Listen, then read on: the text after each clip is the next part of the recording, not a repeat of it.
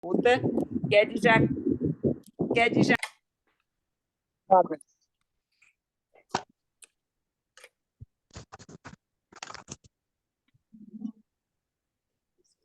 Então, boa tarde. Eu queria dizer que eu sou a professora Joana Bellarmino, estou aqui em João Pessoa, né, no ponto mais oriental das Américas, e estou com a tarefa hoje de mediar a nossa atividade, né, o quarto fórum de do quarto Fórum Permanente dos Comitês de Pessoas com Deficiência em apoio ao governo Lula. Eu vou fazer uma breve audiodescrição, tá? Eu sou uma mulher de pele branca, tenho cabelo curto, preto, olhos escuros também, né? E estou com um vestido verde, que, segundo Francisca, lembra o Islã. Então, estamos aqui, né, em sintonia com o Oriente Médio e, claro, nós só desejamos a paz no Oriente Médio, né, claro. E desejo que Palestina consiga ultrapassar difíceis, esses difíceis desafios e que Israel também consiga se sensibilizar e que chegue a ajuda e que chegue o apoio e que chegue a paz, né? Bom, nós estamos dando início ao nosso quarto fórum, que hoje ele traz como tema a educação inclusiva no terceiro governo Lula, avanços e desafios, né? E eu queria iniciar fazendo alguns agradecimentos. Eu quero agradecer a participação de todos os que vieram, que acataram o nosso convite, que estão aqui na sala conosco, tá? Inclusive, quem puder mutar seu microfone vai facilitar para a gente ter uma transmissão limpa, né? Dizer que a gente lamenta muito, mas infelizmente a gente ainda não pode transmitir via YouTube, isso vai acontecer, mas depois a gente vai colocar no ar a gravação do fórum, né? Queremos agradecer aos membros dos três comitês, né, que foram eles que se juntaram, que oportunizaram mais essa atividade. Já é a quarta, né? Já fizemos três, essa é a quarta, né? Um agradecimento muito especial aos intérpretes. Hoje estamos com Cristiane e Bruno, né? Então, muito obrigada, porque sem eles nós teríamos muita dificuldade de acessibilidade. E a gente não pode esquecer de fazer um agradecimento com muito carinho à querida Ângela, que é a pessoa que sempre abriu essa sala, nos acolheu a todos, né? Monitora nossas atividades, sempre com toda gentileza, com dedicação, e a gente sabe que ela faz isso com muito boa vontade, e a gente não tem palavras para agradecer, né, a Ângela, que é nosso anjo da guarda aqui na sala do Zoom. E, em nome da Ângela, a gente também agradece à Secretaria Nacional do PT, né, que sempre nos permitiu esse espaço. Nunca colocou obstáculos, sempre nos permitiu esse espaço para que a gente pudesse se reunir e fazer essa engenharia, tanto de informação, como de comunicação, como de compreensão, vamos dizer assim, das políticas, dos programas do governo Lula, né? E para debater hoje conosco, nós convidamos duas pessoas de excelência, né? Elas são, assim, estão no lugar certo e hoje vão conversar conosco. Eu falo do professor Décio do Nascimento Guimarães, não sei se ele já entrou, sim ou não?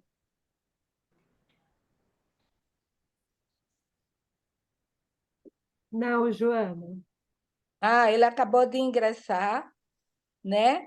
o professor Décio, ele é da Diretoria de Políticas de Educação Especial na Perspectiva Inclusiva, né? CECADI. Muito bem-vindo ao professor CECADI MEC, né? E também a professora Maria Dias Lima, coordenadora geral de atendimento especializado da Diretoria de Educação Bilíngue de Surdos. Então, também, a gente agradece muito aos dois convidados, mas por estarem, né, aqui com a gente, dedicando seu tempo nesse dia de sábado, contribuindo com a envergadura dos seus cargos, né, no sentido de nos esclarecer, debater conosco, né, e a gente sabe que contribuirão grandemente com todo esse debate. Mas, para iniciarmos, eu vou apresentar muito brevemente o fórum para os nossos convidados e para a nossa plateia, né? E vou pontuar também muito brevemente algumas questões que trouxemos aqui para o debate, tá? Depois que eu fizer essa breve apresentação, então eu passo a palavra para nossos dois convidados e os apresento, tá? Então, gente, o que é o fórum? O fórum ele nasceu dessa reunião dos três comitês. O Comitê Nacional Cegos com Lula presidente, o Comitê Surdes com Lula e o Comitê de Pessoas Físicas, o CPL, com o presidente Lula, né? Então, nós nos reunimos e criamos a ferramenta do fórum, que se reúne de 2 em 2 meses, com agentes de governo, para quê? Para debater as políticas, os programas, apresentar sugestões, né? Trazer preocupações, inquietações. Então, o fórum é isso, é essa ferramenta de debate, que a gente diz, é uma ferramenta de debate, de formação, não é? E de congregação dos três comitês. Nós somos um movimento popular, todos nós, os três comitês, e a gente, obviamente, espera que surjam mais, né? Nascemos na esteira dos comitês populares, né? E os nossos princípios fundamentais são, primeiro, a defesa da democracia. Nós estivemos sempre em campanha pelo presidente Lula por compreendermos que ele é um estadista, um democrata, e que ele poderia, sim, garantir as bases do reerguimento da nossa democracia, né? Nós lutamos contra o capacitismo, contra a desigualdade e a injustiça social, lutamos pela acessibilidade e a inclusão, né? E, obviamente, nós não queremos ocupar a função institucional dos conselhos, como o CONAB, como os conselhos estaduais e municipais, como as entidades constituídas com CNPJ. Não, nós somos um movimento de base, um movimento popular de apoio ao governo Lula, tá? E a gente quer que sejamos vistos dessa maneira, porque somos cidadãos livres, dedicados à defesa da democracia, à defesa da justiça social. E aí, antes de passar a palavra aos convidados, o fórum, toda vez que ele vai trazer um debate, ele faz uma escuta interna dos seus membros, né? dos seus membros. E aí a gente traz alguns apontamentos que os dois convidados fiquem à vontade, a gente nem pede que eles respondam agora, só se eles desejarem, mas são apontamentos, inquietações que aparecem no bojo das nossas reuniões internas e que a gente trouxe hoje para os dois convidados, né? Por exemplo, a gente se preocupa muito com tecnologias assistivas. E aí, a gente gostaria muito que o governo brasileiro se atentasse para a criação de diretrizes de avaliação e aquisição dos equipamentos, tanto no governo federal quanto nos governos municipais e estaduais. Por quê?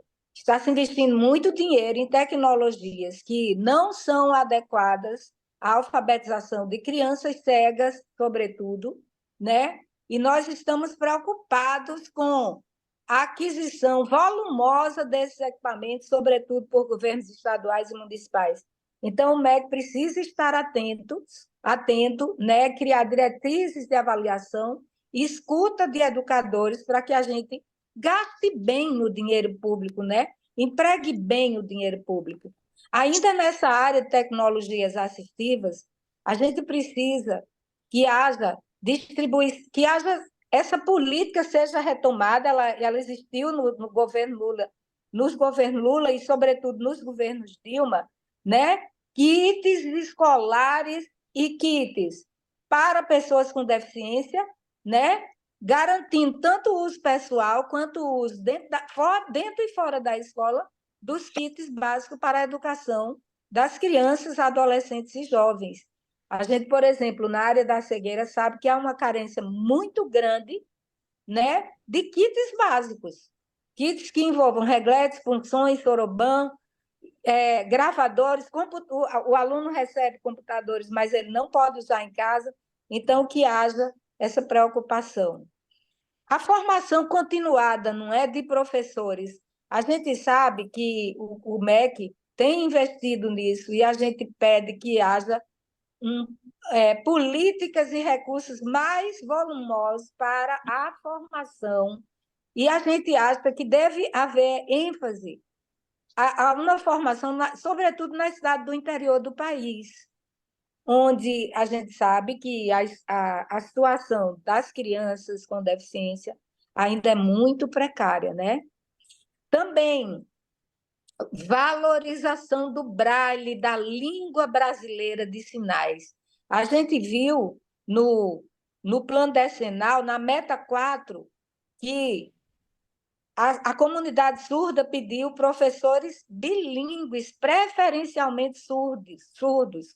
A gente também tem essa preocupação, a gente tem visto que professores cegos, eles são muito bons para a alfabetização de crianças cegas e eles estão perdendo mercado no serviço público e fora do serviço público. Então, que haja essa atenção para a valorização do sistema Braille, para a valorização da língua brasileira de sinais, né?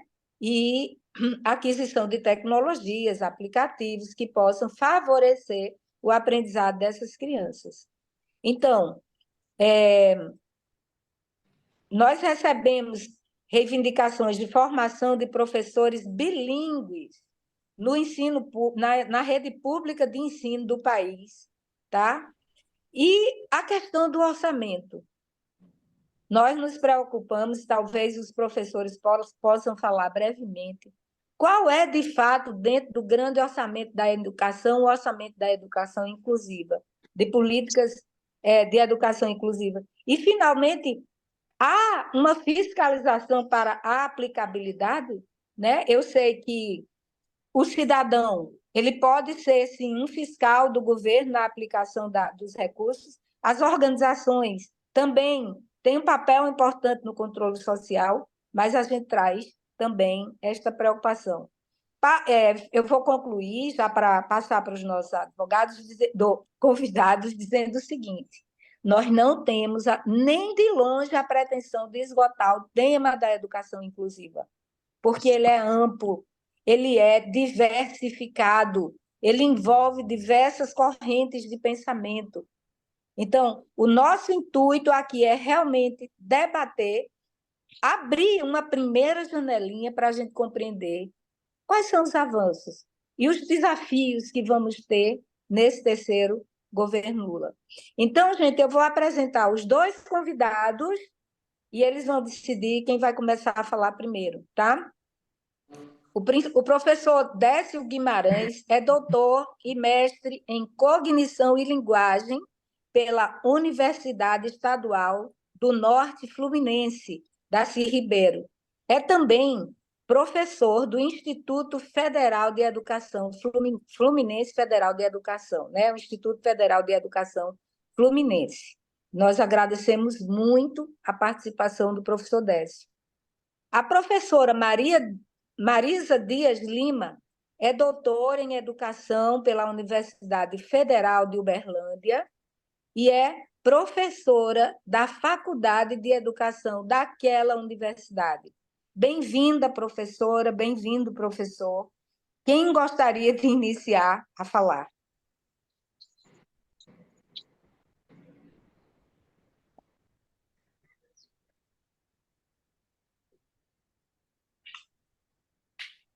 Gostaríamos de pedir ajuda a Bruno e a Cris para assessorar, Marisa se apoiar. prontificou já, Marisa. Ok. A Marisa, então, vai começar. A Marisa vai começar, então. Eu tô com Joana, ela antes agora. de começarmos, qual é Sim, o tempo que nós professor. temos? Olha, vocês fiquem à vontade para falar cerca de 20 minutos, mas Tá fiquem à ótimo. vontade, tá? Não, eu acho que para começo, 20 minutos para cada um, até porque eu acho que é um momento de mais escuta também, né? De Sim, escuta de sim. companheiros e companheiras. Ok, professor. Então, a professora Marisa pode começar.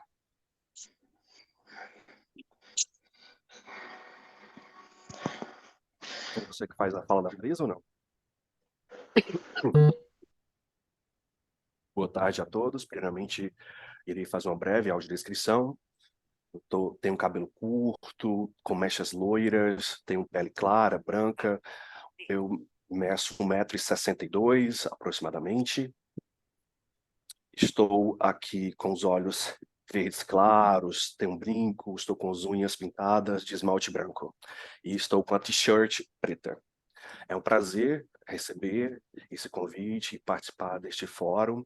E também queria agradecer a mediação que foi realizada, juntamente com o comitê das pessoas com deficiência, os 3 comitês dessa articulação conjunta, e acredito que esse fórum tem o objetivo de amadurecer e também acredito na importância do movimento das pessoas com deficiência para cobrar ações do governo, das pastas e dos ministérios.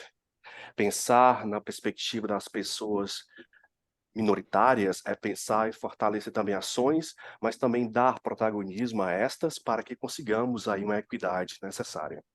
As pessoas com deficiência, sejam elas de modo geral, eu como surda, representante da comunidade surda, estou utilizando aqui a minha primeira língua, a língua brasileira de sinais.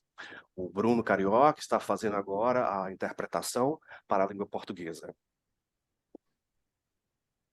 Eu irei tentar ser sucinta, mas assertiva. O MEC, eu atuo na DPEBs, que é a pasta, a diretoria de políticas educacionais bilíngues para surdos, tem na sua base pilares e programas de atenção às pessoas surdas. Mas só as pessoas surdas? Não, não. É necessário rememorar que o público-alvo é surdos, são surdos, surdos cegos, surdos com altas habilidades, surdos autistas, surdos com múltiplas deficiências. Então, aqui o MEC, na perspectiva da DPEBs, também pensa na língua de sinais, mas também valoriza as outras deficiências, deficiência no caso auditiva e também aqueles que utilizam a língua portuguesa para se comunicar, os ensurdecidos. E na pasta da DPEBs, nós temos a atenção de que surdos e surdos cegos também estão na esteira e têm um papel atuante, protagonismo, para que possamos dar uma resposta plausível à sociedade. E esse primeiro momento, entendo, um momento de transição do governo, foi um período até árduo, digamos assim, e a DPEBs iniciou seus trabalhos já com o carro em andamento, em março deste ano. De fato, nós tivemos alguns atrasos na nomeação, na escolha da diretoria, mas as ações elas não ficaram estagnadas. É necessário pontuar que todo o corpo da DPEBs esteve antenada, primeiramente, nesse primeiro instante, a acolher as demandas e as problemáticas que estavam permeando a nível nacional e a realidade de cada região do país. E diante disso, desse cenário nacional, nós recebemos aí inúmeras reclamações e enfocando na escola e numa perspectiva bilíngue. Como ofertar e assegurar o ensino de qualidade, a educação que desse aí aparato e aporte e suporte para surdos do nosso país. Como esse professor estaria contente com uma formação plausível, uma formação que pudesse dar uma equidade linguística. Então, esse instante é porque a ABDPEBs entra em ação. Aproximadamente, nós temos 69 escolas, e atualmente nós reduzimos para 65 escolas, modelo bilíngue. É um dado alarmante, já que crianças surdas estão perdendo acesso ao seu direito basilar à educação previsto na Constituição Federal. Então, são escolas que fecharam, mas são pessoas, sujeitos e crianças surdas que estão sendo privadas de estudar. E nós, da ADPEBs, temos dado a devida atenção para sanar essa questão.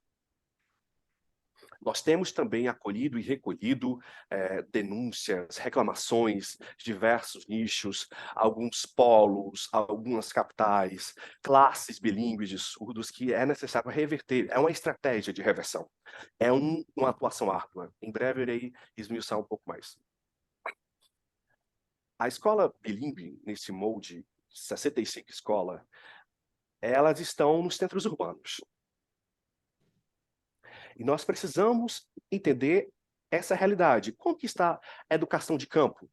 Como alocar uma escola nas cidades longínquas da capital? Como esses surdos de longe, de norte e sul, poderão ter acesso à educação de qualidade? Então, percebam que é uma realidade complexa. É a nossa atenção se dar também para isso. Tal como a educação especial, que a educação para surdos, ela se baseia na perspectiva da transversalidade, mas também pensando na especificidade linguística de surdos. Desta feita, nossa atuação na perspectiva bilíngue também percebemos que se atrela à educação indígena, à educação de campo, já que há surdos também inseridos nesta modalidade de ensino. Temos nas grandes capitais, nas periferias, também no norte a sul do país, no norte, nas ribeirinhas. Então, todos esses surdos estão lotados lá. E como que a gente pode pensar de verdadeira numa inclusão de verdade? Isso é alarmante. Nós temos essa cautela. E a ADPEBs tem se prontificado também a atuar. Principalmente a diretoria, se dividimos a diretoria geral, FALC, eu com coordenadora geral, e também a terceira coordenadora, a professora, que também está atuando. Então, os 3 frontes para tentar dirimir as necessidades nacionais relativos à educação bilíngue do nosso país. E outro ponto que me deixa também preocupado, eu como representante aqui da ADPEBs, é algo que vem se arrastando e precisamos mudar isso com urgência. A maioria das escolas bilíngues estão lotadas no sul, no sudeste e norte. Só temos 3% de escolas bilíngues. 3%. Vocês estão entendendo o que é 3%? Então, a congregação maior de escolas bilíngues é sul-sudeste. Então, 13% também de escolas bilíngues no nordeste. Então, há uma discrepância de norte, sul, leste a oeste. Então, percebam ainda como estão lotadas e como estão mais distribuídas, há uma mais distribuição da escola bilíngue nessa perspectiva para surdos. Então, a atenção deve ser redobrada para essas regiões. Então, não podemos olvidar. E isso não é fácil de se resolver. As políticas públicas que estão atreladas a tudo isso compete a nós. E isso é que nós temos dado também com muito afinco. As escolas polos ou classes bilíngues. Nós precisamos aí, de fato, resolver como o MEC pode atuar também nessa linha de frente, junto com a SECADI, para fiscalizar, e juntamente com o INEP, para tentar reverter a necessidade de oferta e ampliação de escolas bilíngues e a cada ano nós recolhermos avaliações para estarmos a contento. Nós não temos um formulário, né, uma ouvidoria, a grosso modo, que o INEP disponibiliza para avaliar como está o andamento, como está o ensino, como está a classe bilíngue. Só há uma oferta, uma classe bilíngue, uma demanda sazonal ou exponencial, crescente, desculpa, mas não há aí artifícios ou mecanismos de avaliação de fato dessas escolas, ou como está o andamento, ou como isso pode reverberar em políticas e ações melhores. Então, a gente não recebe de cara ainda o feedback imediato. Então, percebam que ainda há lacunas a serem preenchidas. E surdos, nessa perspectiva da educação especial, também funciona para alguns perfis. Estão lotados lá. Todavia, nós pensamos em surdos que está nessa nova modalidade, a modalidade de educação bilíngue. A educação bilíngue de surdos não é uma educação segregacionista, uma educação ou que vai desfavorecer, é uma modalidade de ensino, não é um nível de ensino, é uma modalidade em que o Estado brasileiro tem a incumbência de dar o suporte, de dar a devida atenção, com base na nova Lei Brasileira de LDB, Diretrizes e Bases. Nós não podemos aqui desprivilegiar a demanda e as especificidades, mas nós também pautamos, porque por anos nós não fomos atendidos nessa perspectiva bilíngue. Então, nós também temos a cautela de valorizar a cada segmento da pessoa com surdez, não estamos falando de um único sujeito. Nós também precisamos de consultores da Unesco para que consigamos avançar nesse cenário nacional e atendermos a uma qualidade com monitores, perfis com formadores também, já que na estrutura, né, organograma, digamos, da educação, precisamos dar também uma resposta e melhorias. Em São Paulo, nós vimos que algumas escolas estão prestes a se fechar, outras estão padecendo, e não podemos deixar que isso aconteça. Nós também temos a outra inquietude. Deixa eu ver aqui. 51,3% da educação inclusiva, da educação bilíngue, no nosso cenário, 51,31% estão na educação básica de sujeitos. 51% em média. 11,21% estão matriculados na escola bilíngue. 11%. É um abismo, se nós compararmos com a crescente inserção desses sujeitos em escolas que não são especializadas. O acesso e o aprendizado desses sujeitos, como que estão? Eles permanecem? A permanência, o êxito é viável? Não. Então, 11,12% em média. Outro dado, que nessa perspectiva da educação inclusiva,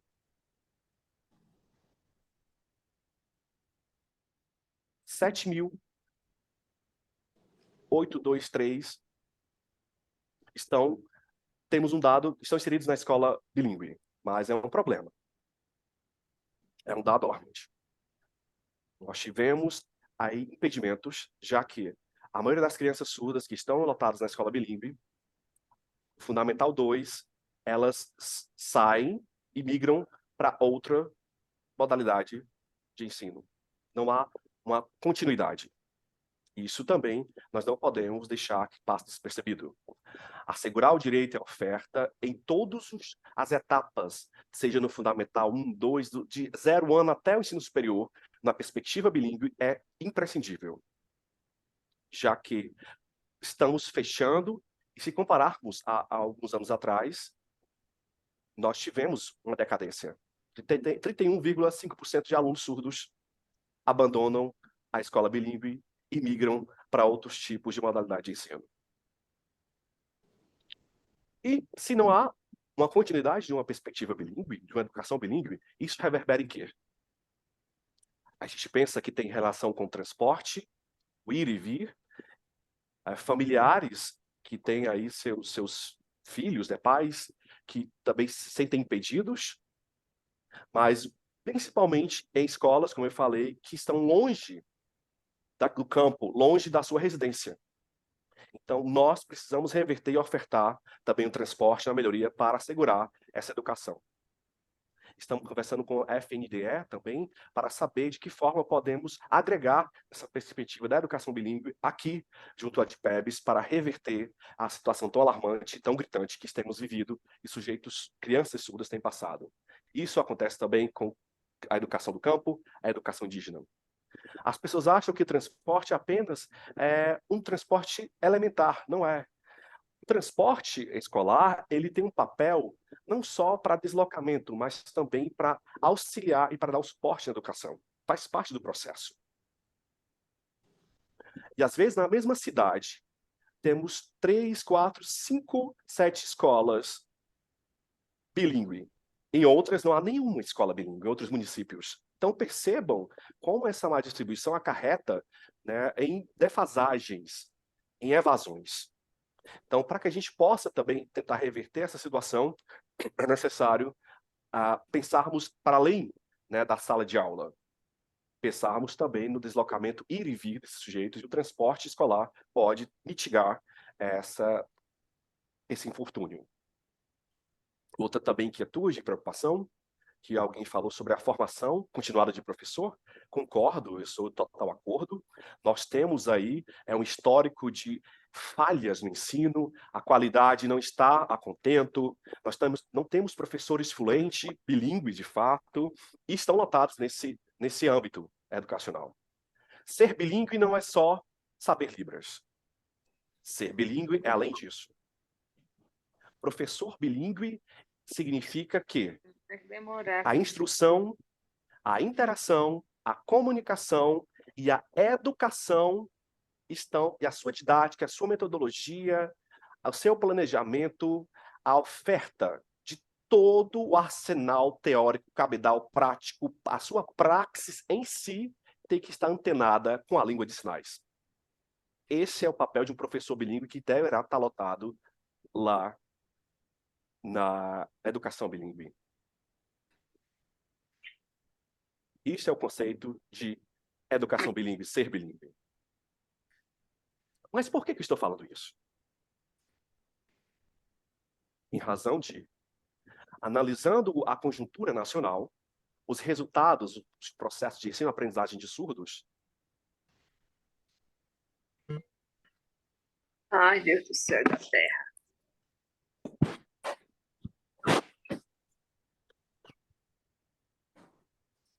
Perdemos o sinal do Bruno?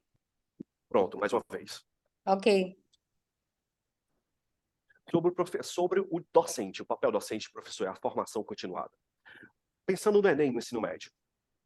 Surdos que vão estar lotados, que precisam fazer o Enem para ter acesso à universidade pública, para ter um desempenho adequado.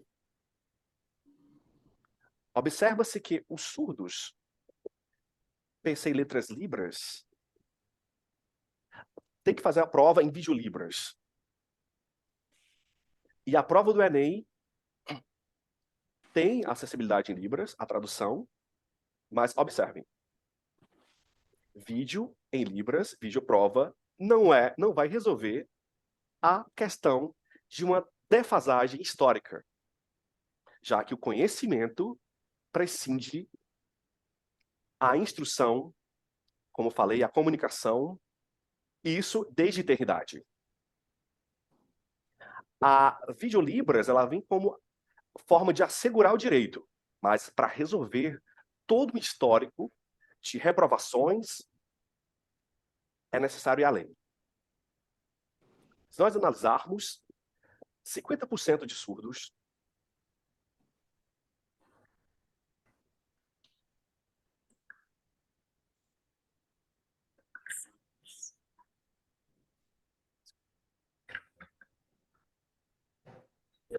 Perdemos o sinal, foi? 50% de surdos, Eu acho que em ele está média, traduzindo.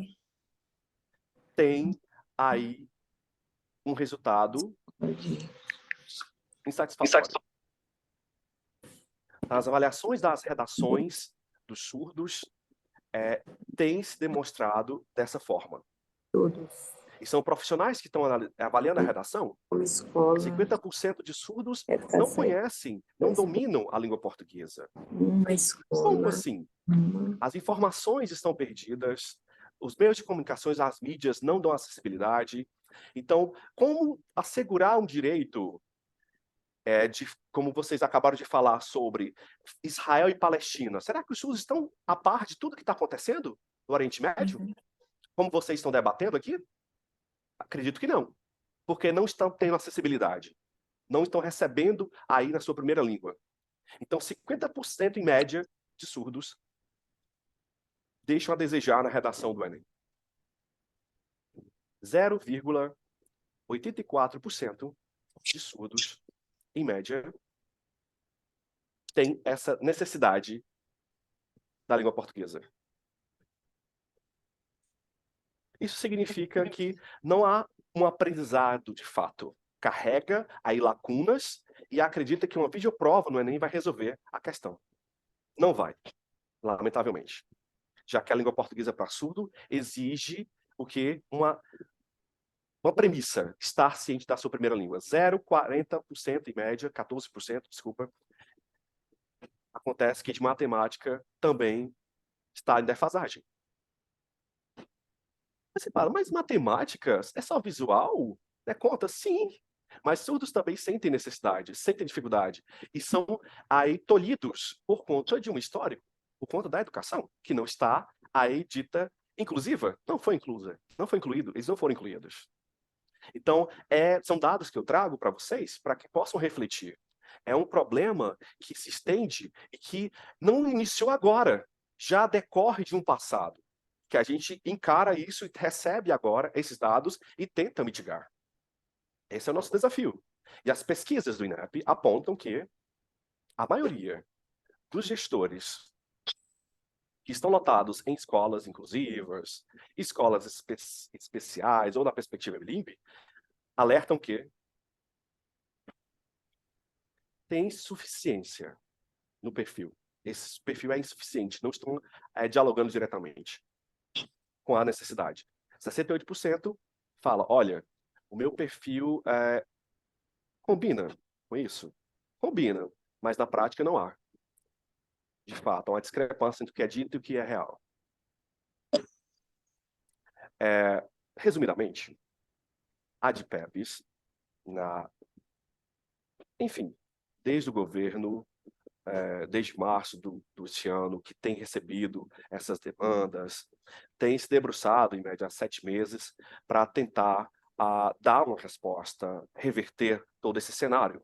E através de programas, de fomentos, para dar também formação a professores.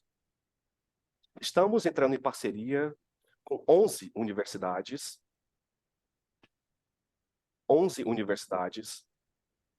que ofertam, já iniciou o processo, a tramitação, a nível nacional, são 11 parceiros, há mais ou menos 4.000 professores da educação básica que serão beneficiados na área da educação bilíngue, que estamos agora dando essa formação, iremos dar essa formação. Então, por que estou relatando isso? Porque, ao ofertar mais ou menos 11 universidades, já temos o fomento público e queremos ampliar isso ainda mais. E não é formação em Libras, atentem-se, tá? Nós estamos falando de uma formação na perspectiva bilíngue, são metodologias de ensino, são abordagens de ensino, são pensando na alfabetização e letramento, então são temáticas que estão vinculadas a todas essas questões diretamente ligadas à educação bilíngue. E a DPEBs, nessa perspectiva, com as universidades e também com institutos federais, podem também vocês se sentirem à vontade para nos alertar, nos procurar, para fazer parceria e darmos formações desde esse eixo. 90 horas, cursos de 180 horas, também cursos de 360 horas. Temos esses 3 perfis de curso.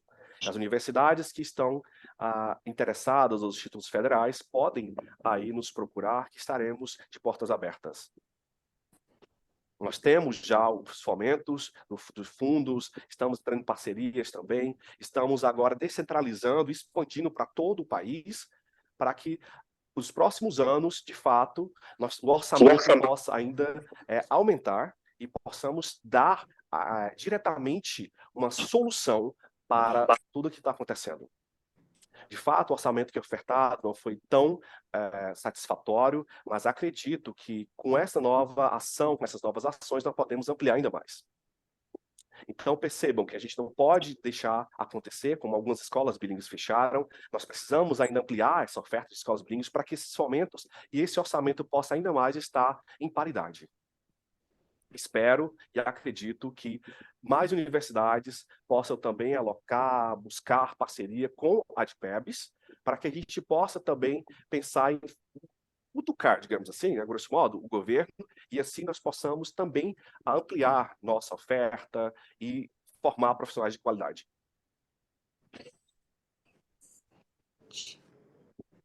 Concluiu? Não, tá travando para mim, desculpa, mas... Ok. Legislação, mais o estatuto. Na DEB. Secretaria de Educação Básica, da SEB, desculpa.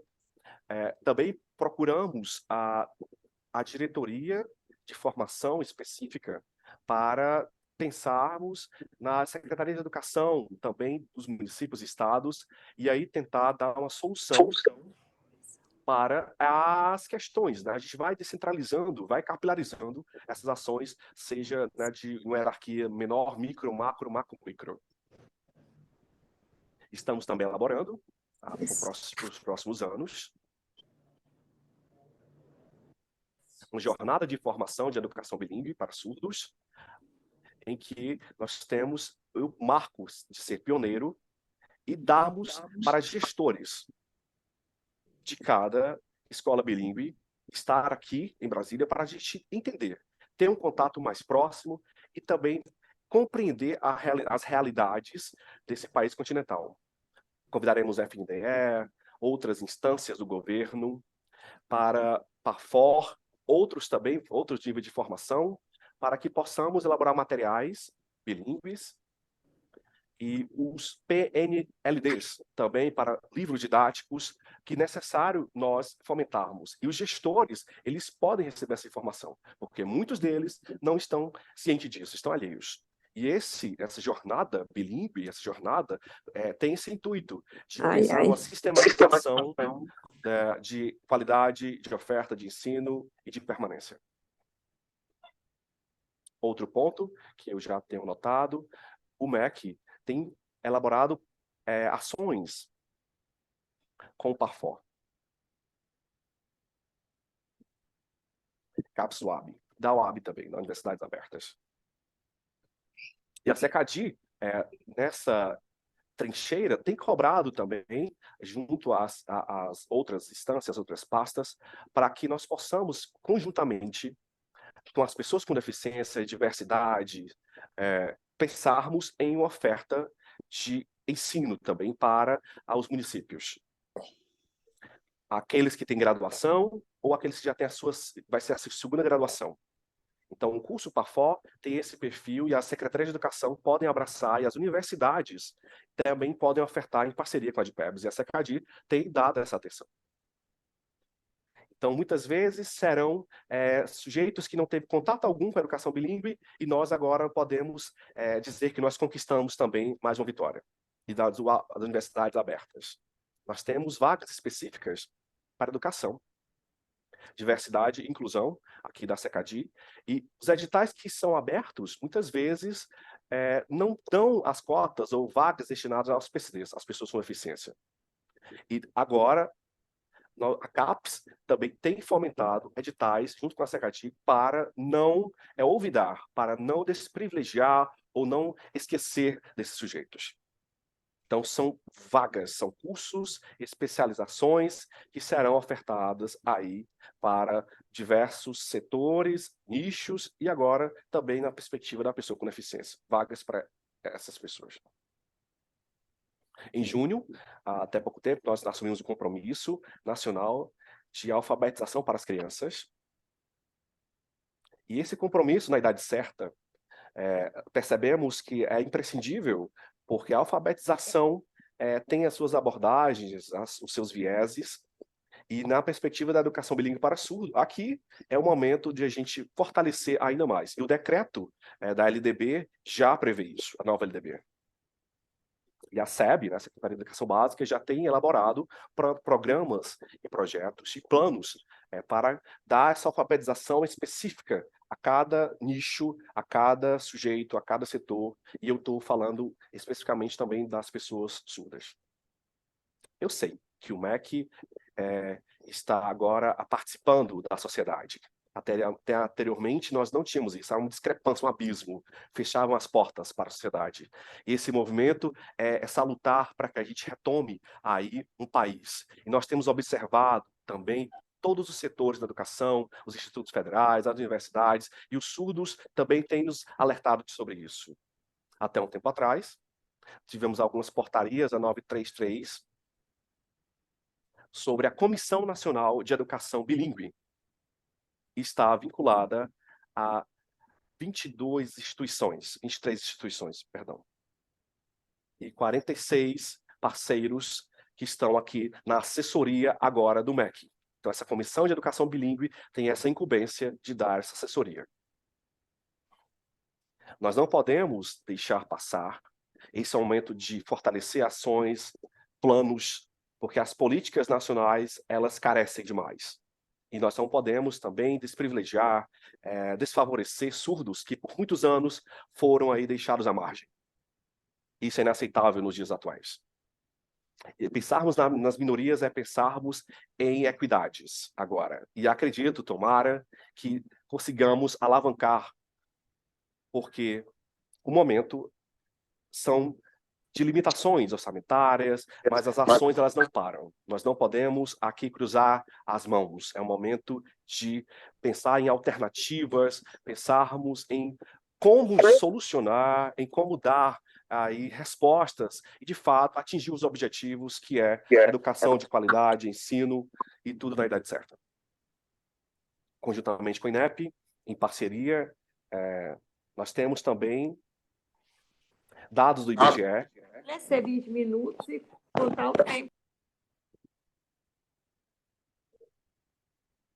A professora pode concluir, tá ok?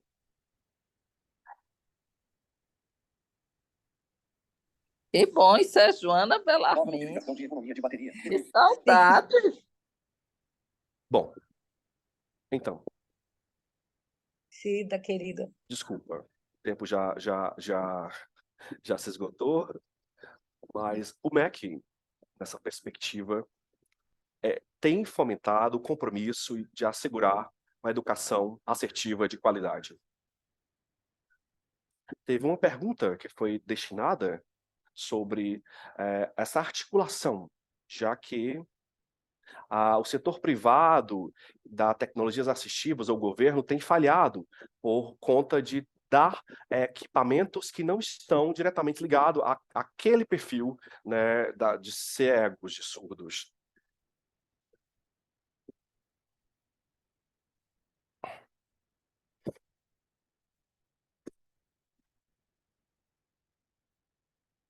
O setor do MEC também tem se atentado a especificidades de que os equipamentos de tecnologias, como softwares, a empresa Google, algumas empresas chinesas, em parceria, têm com termo de compromisso para tentar ofertar tecnologias tanto a nível local quanto nacional. Até pouco tempo foi feito uma parceria conjunta, eu não sabia até então as tecnologias que necessitavam e como que se estruturava todas essas questões. Claro que é um momento de amadurecimento, já que a SECAD também recebe, e falando de PEBs, nós estamos com o MEC, nós estamos aqui dialogando diretamente, a gente pensa em melhorias, mas a gente quer ainda mais a participação dos comitês, da sociedade para o diálogo, para saber de fato o que é necessário. E as demandas de vocês é que podem fomentar as discussões e aí nos dar indícios de como procedermos. No geral, eu agradeço a oportunidade e encerro por aqui.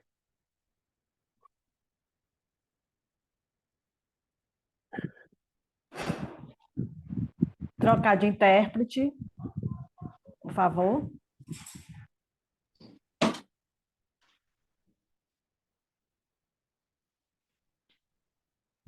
Joana, a gente não te escuta.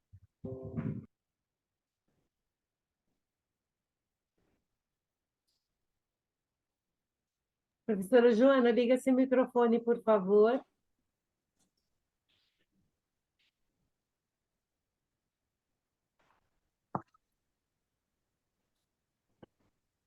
A Joana está com dificuldade? Boa tarde, de novo. Eu queria dizer que agradecer ao Bruno, né, por essa interpretação magistral da fala, que é competente da professora que fez essa radiografia tão importante, tão fundamental. Eu acho que o comitê se sente, o fórum permanente dos comitês se sente privilegiado por ter trazido a professora para fazer esse mapeamento, ao mesmo tempo tão contundente, não é? E esperançoso do que há de vir, com respeito. Deixa eu desativar minha voz, que eu acho que está atrapalhando vocês. Do que há de vir no terceiro governo Lula, os desafios são imensos. A comunidade surda, eu acho que está de parabéns por uma pessoa de tanta competência à frente da ADPEBS. Parabéns, professora, a gente agradece. E no debate você ainda poderá esclarecer alguma coisa.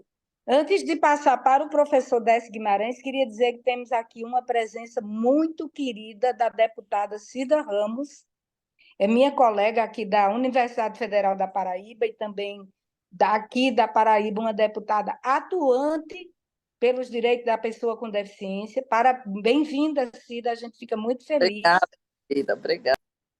De contar com você aqui.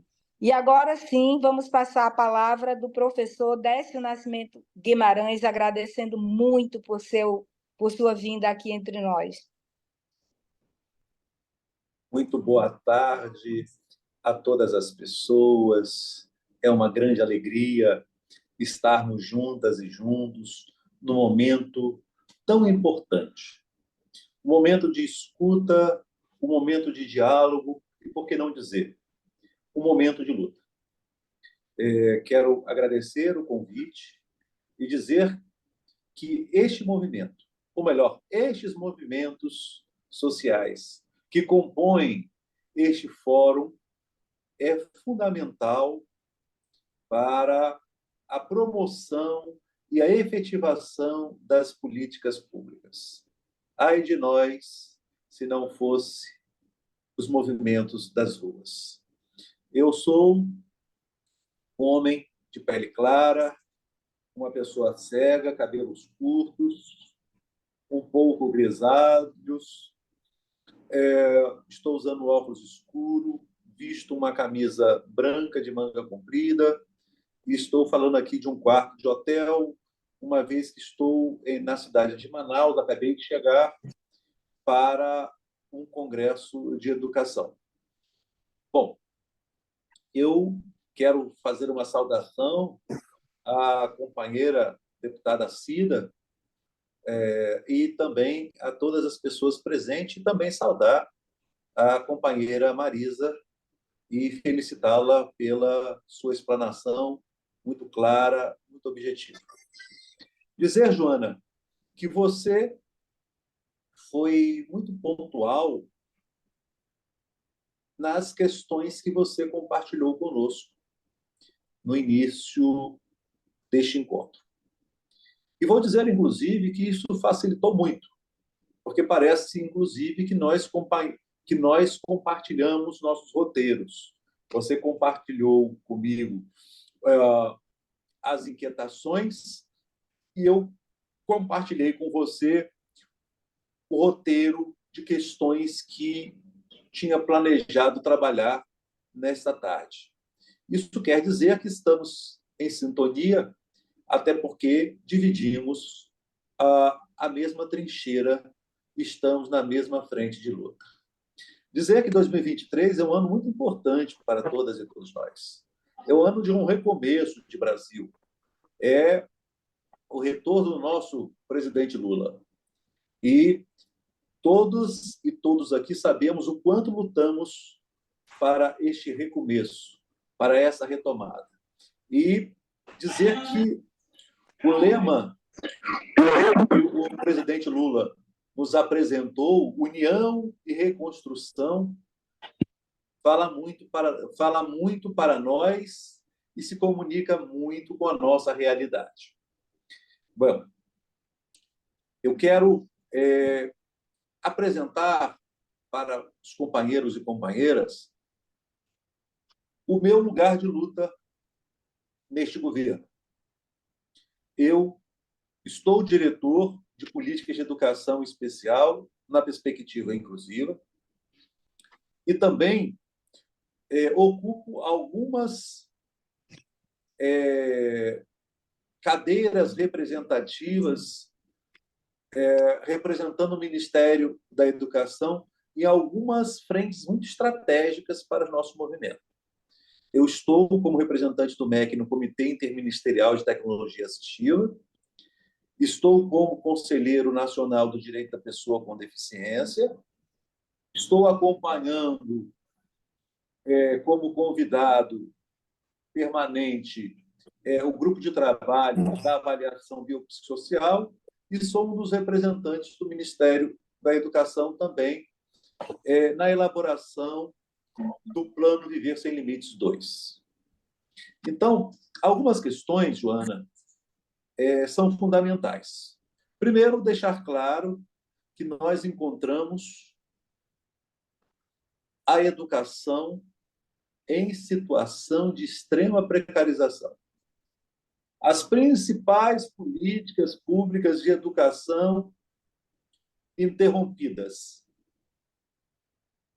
E, principalmente, as políticas públicas que asseguram a participação das pessoas públicas da educação especial, dentre as quais a gente destaca nós, pessoas com deficiência. Então, esse é um ponto importante.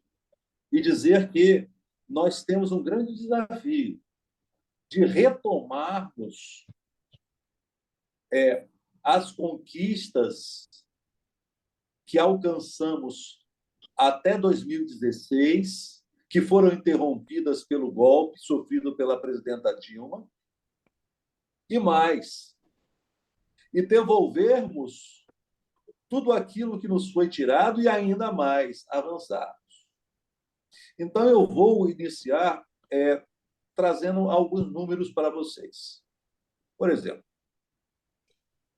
o programa PDDE, quer dizer, o programa Dinheiro Direto na Escola, Escola Acessível, ele foi interrompido em 2019 e até então não foi distribuído um centavo para implementar a acessibilidade nas escolas públicas municipais e estaduais, deixando claro que essa é uma contrapartida federal. PDDE é Sala de Recurso Multifuncional. Houve também uma desconstrução e nós tivemos um movimento razoável naquele período ali de 2022, naquele movimento de campanha. Então, vejam, em 15 anos da política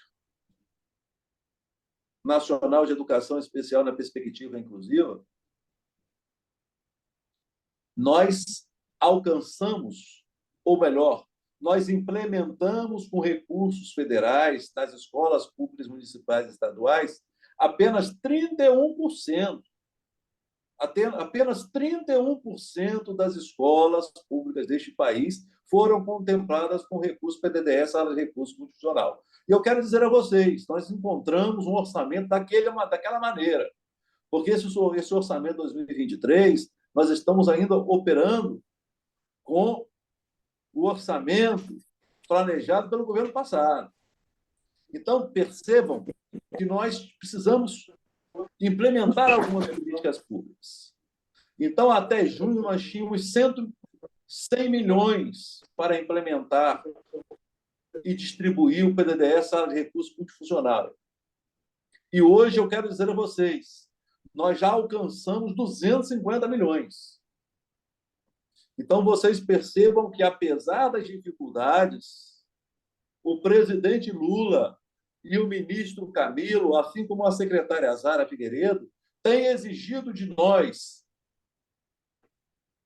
entrega total, porque nós temos pressa. Nós não podemos interromper o direito à aprendizagem de um público tão sofrido como o nosso.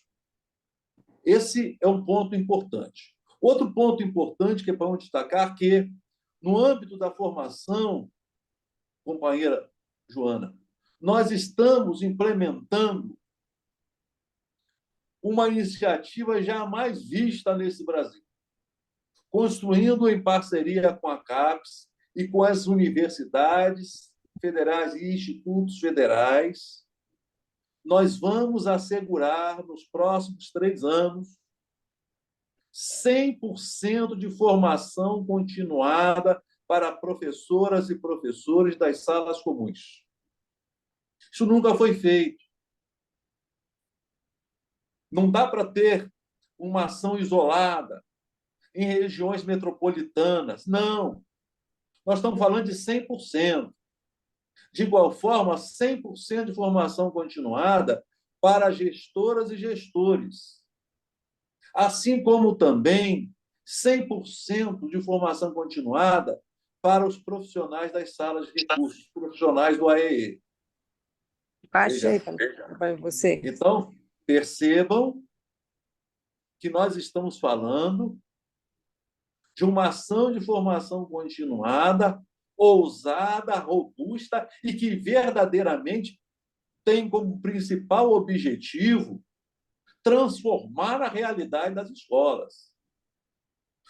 Por que eu gosto de tratar dessa questão de transformar? Porque basta de adaptar, basta de gambiarra, basta de jeitinho. Você recebe um aluno cego, você dá um jeitinho. Você recebe um aluno surdo, você dá um jeitinho. Você recebe um aluno com TEA, você dá um jeitinho. Mas até quando? Até quando seremos cobaia? Até quando vamos ofertar um quase direito? Ou você assegura o direito à educação, ou você assegura o direito à educação. Nós vamos ser radicais nessa luta. Quando falávamos agora da sala de recurso multifuncional, a meta é atender 100% das escolas deste país. A companheira Joana trouxe um ponto fundamental: assegurar recurso de tecnologia assistiva a todo o público da educação especial, mas em especial as pessoas com deficiência. Essa é uma questão muito importante. É uma questão muito importante porque nós precisamos ter responsabilidade com o recurso público. De igual forma como acontece no PDDE, Sala de Recurso Multifuncional, em que o MEC estabelece uma relação criteriosa de produtos que podem ou não podem ser comprados, de igual forma, companheira Joana e demais companheiras e companheiros, nós vamos fazer isso. Nós vamos fazer uma coisa que nunca foi feita nesse país, que é assegurar recursos de tecnologia assistiva para uso pessoal a todos os estudantes com deficiência desse país. Porque não podemos fazer essa injustiça histórica do aluno ter o recurso de tecnologia assistiva na escola e não ter na sua casa. Porque ninguém aqui é ingênuo de pensar que a gente só estuda na escola. Não. Eu quero recordar aqui o ano de 2014, quando eu era pedagogo na rede municipal de Macaé, e que cheguei e encontrei uma jovem, uma adolescente de 10 anos, com seu notebook. Eu identifiquei porque ela estava utilizando 2 watts e não estava usando fone. Eu falei: opa, está estudando? Estou fazendo um dever de casa. Eu falei: não teve tempo de fazer em casa? Não, professor, porque eu não tenho computador. E aí, naquele dia ali, eu chamei a diretora e falei: mas por que ela não leva o notebook? Não, professor, porque esse notebook é patrimônio da escola. Aí, o que eu fiz? Eu peguei o meu e dei para ela. Uhum. Então, vocês percebam. E agora, uma coisa importante: dinheiro público tem sido utilizado para recursos de tecnologias, ou melhor, para pseudos recursos de tecnologia assistiva, que têm feito promessas mirabolantes, que têm propaganda enganosa, ofensiva e altamente capacitista. Isso nós precisamos dar basta nisso. Isso nós precisamos dar basta. Então, isso, na verdade, é importante. E é engraçado. É engraçado. Porque a companheira trouxe no rol dos seus encaminhamentos a necessidade de reafirmarmos e fortalecermos o sistema Braille, que é um direito que está sendo cada vez mais negado a nós, pessoas cegas. E quando eu estou dizendo de que precisamos fortalecer os CAPs, precisamos entregar às escolas revisores Braille, porque não adianta você ter impressora Braille, você ter linha Braille, e você não ter o principal, que é o revisor Braille. E uma outra questão, precisamos investir na formação inicial desses profissionais, que ainda fica restrito às regiões metropolitanas. E, como disse Marisa, ali na região sul e sudeste. Nós precisamos assegurar a educação especial na perspectiva da educação inclusiva a diferentes contextos. Nós precisamos contemplar, porque hoje a gente pensa muito na escola urbana, como se nós, pessoas com deficiência, só estivéssemos ali no contexto da escola urbana, na área central das cidades. Não. Nós precisamos considerar que, para além das escolas urbanas, existem as escolas do campo, as escolas das florestas e as escolas das áreas. Nós temos notícia que na cidade de Corumbá, Pantanal, Mato Grossense, crianças com deficiência andam horas de barco para chegar à escola. E aí, como assegurar transporte acessível? O transporte acessível é transporte acessível. Transporte acessível não pode ser considerado só o ônibus. Porque, volto a dizer, aí nós cometemos o equívoco de pensar o país apenas na perspectiva de regiões urbanas. É preciso compreender que as pessoas com deficiência estão nas escolas interculturais indígenas, nas escolas quilombolas, na educação de jovens e adultos. Que dívida nós temos com a educação de jovens e adultos? Nós estamos perdidos, nosso público está perdido na educação de jovens e adultos. Sim. Então, quer dizer, é um duplo sofrimento. Eles não tiveram o direito, na idade certa, a segurança. Eu não gosto muito de falar nessa perspectiva de idade certa, mas compreendo a perspectiva. Então, e aí o que acontece? E quando nós temos a oportunidade de ofertar aquilo que não foi ofertado antes, a gente não entrega o que precisa ser entregue, que é uma educação de qualidade. De igual forma, a educação superior. De igual forma, a educação infantil. O problema que se transformou para nós, pessoas com deficiência, o ensino médio. O ensino integral, que nos impõe obstáculos. Nós estamos discutindo isso dentro da CECADI, para que a gente possa atenuar e entregar uma educação plena para todas as pessoas. E o mais importante, nós precisamos assegurar a participação. Nunca foi tão importante defendermos o nada sobre nós sem nós. Nós estamos nas escolas, nós somos nas escolas. Engraçado que, quando pensam em pessoas com deficiência nas escolas e nas universidades, quando pensam nos estudantes. Mas e nós, a companheira Joana, como nós sofremos como docentes, né, Joana? Sim. na educação superior? Quando? Quando nós temos que os recursos de tecnologia assistiva que usamos são nossos, comprados com o nosso salário, sem isenção nenhuma, sem incentivo, sem contrapartida nenhuma. Temos que implorar um profissional para nos auxiliar, ou melhor, nos auxiliar não, atenuar as barreiras que a própria instituição nos coloca. Porque se não impusesse barreiras, não precisava de outras pessoas para nos apoiar. Então, veja, gente, nós temos um grande desafio.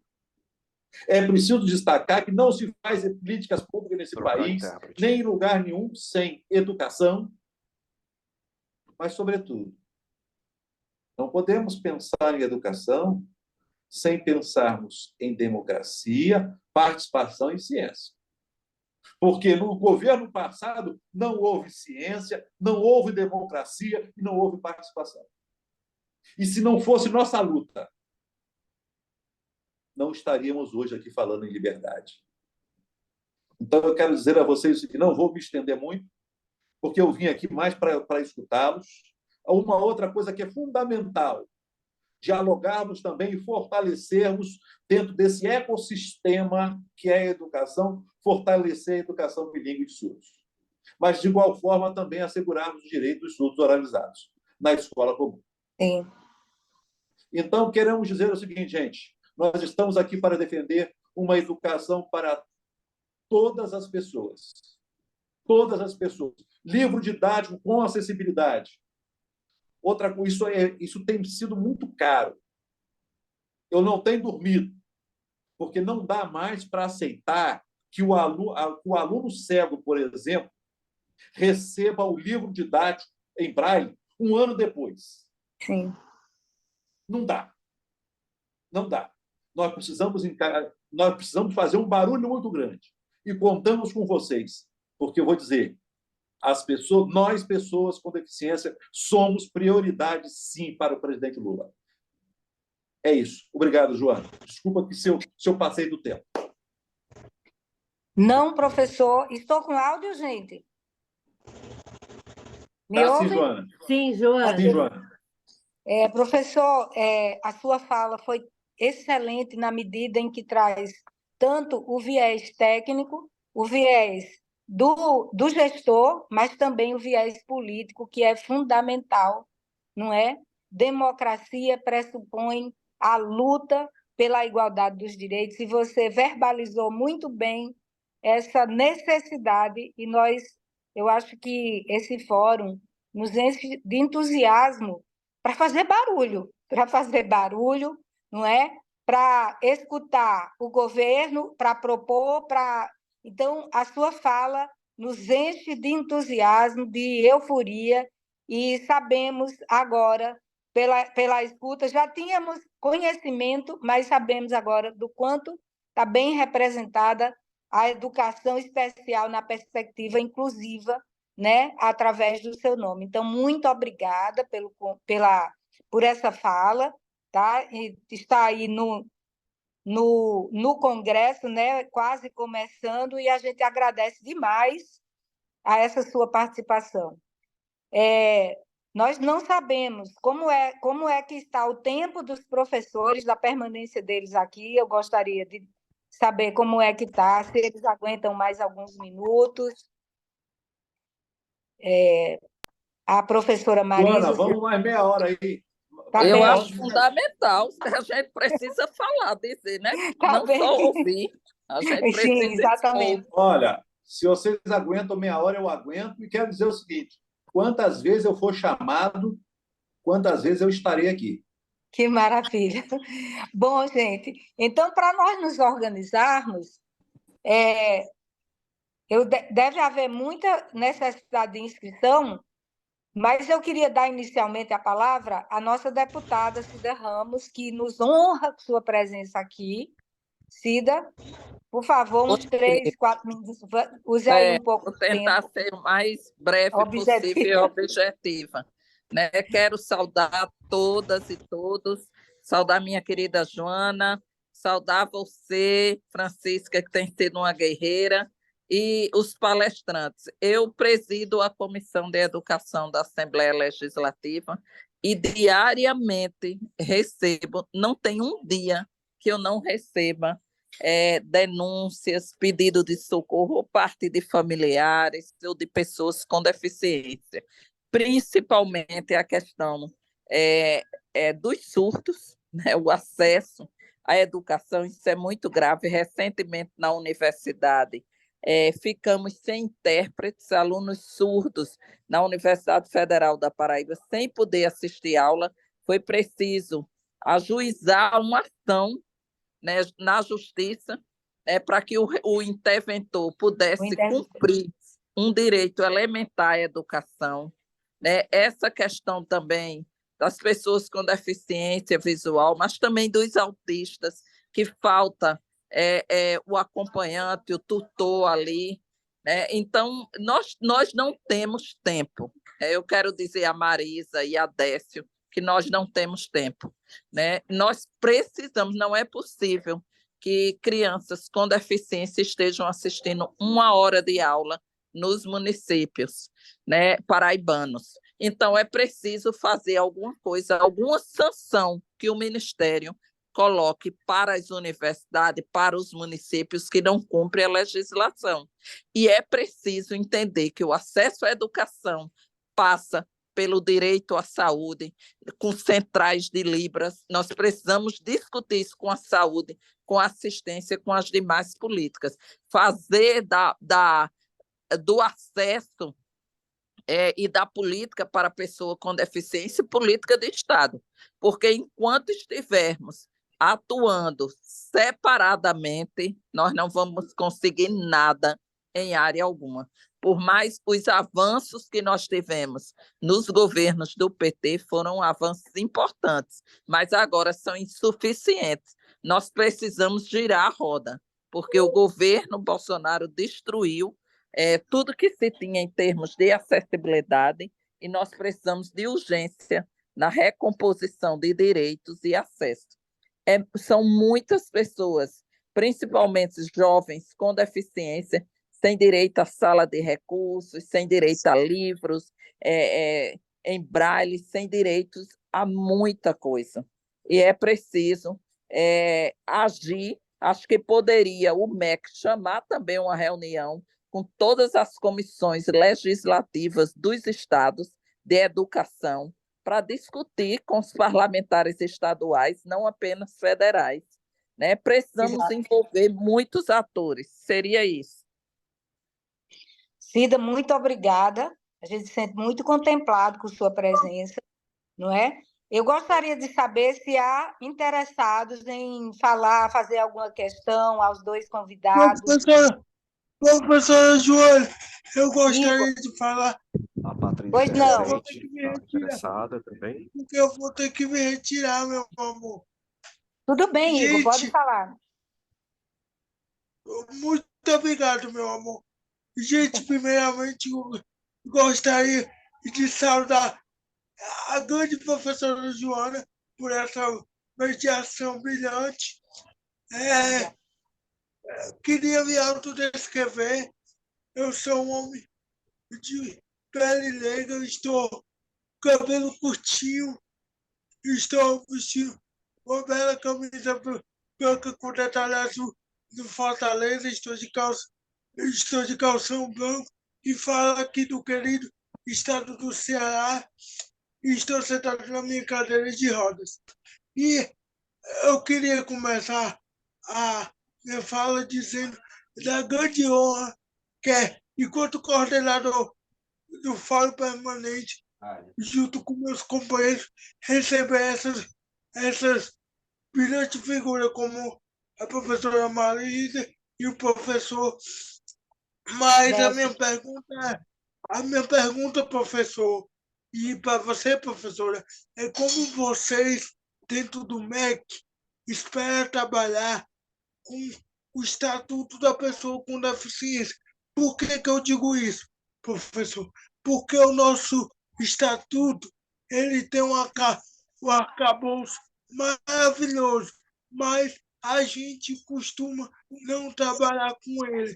E aí, como a gente vai trabalhar com ele dentro dessa perspectiva da educação inclusiva? E eu vou. E a minha outra pergunta seria, para ser bem breve já, para passar para outros companheiros, como o MEC pretende avaliar essas políticas? Eu digo isso porque eu sou estudante de política pública na Universidade Federal do Ceará, às duras penas estou concluindo o meu curso, mas eu sei que a educação inclusiva nas universidades ainda tem um longo caminho a percorrer, ou seja, é uma grande falácia. Mas a gente está um pouco cansado só da teoria. Eu quero ver a prática. Já me coloco à disposição enquanto coordenador fora, enquanto fora, para a gente sentar com o MEC e discutir a avaliação o quanto antes dessa política. E outra coisa, professor, pedir a avaliação o quanto antes de uma ferramenta que foi fundamental para garantir o acesso da gente nas universidades públicas, que foi a lei de cotas, que até hoje não foi avaliada como ela deveria ter sido. Então, uma boa tarde para todos e todas, e é sempre um prazer em todos estar com vocês nessa brilhante tarde. Obrigada, Igor. Vamos lá, professores. Professora Joana, desculpa interromper, tem a Pati e a Rafaela que querem se manifestar. Então, eu queria saber dos professores se eles preferem juntar todas as questões e responder tudo em grupo ou vão responder caso a caso. Olha, eu acho que a gente pode fazer um bloco, até porque cada questão que trazem aqui daria outro tema do fórum. É verdade. Então, vamos fazer o bloco. Então, vamos, Patrícia, né? Professora Joana, sua imagem está escura, nós não estamos conseguindo vê-la. Tá bom, eu acho que minha luz já precisa ser... Tudo bem. Então, é a Patrícia? E depois a Rafaela. Patrícia, ligue o som, por favor. Cris, boa tarde. Assume aqui, por favor, a Pati. Cris? Troca de intérprete, gente. Vai só assumir a voz da Patrícia aqui, a Cris. Tá, ok. Melhorou, Ângela? Melhorou, professora. Ok. Pronto, Patrícia. Cris. Estou aqui. Patrícia. Pode falar, Patrícia. Então,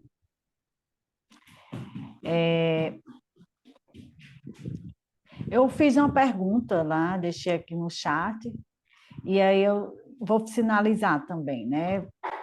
E queria fazer essa pergunta direcionada à professora Marisa. Eu quero até parabenizar pela explicação toda, a explanação dela sobre a questão mesmo do plano sobre a questão do plano Viver Sem Limite 2. A gente soube que a questão da escola bilíngue, né, não está contemplado nesse plano Viver Sem Limite 2, né?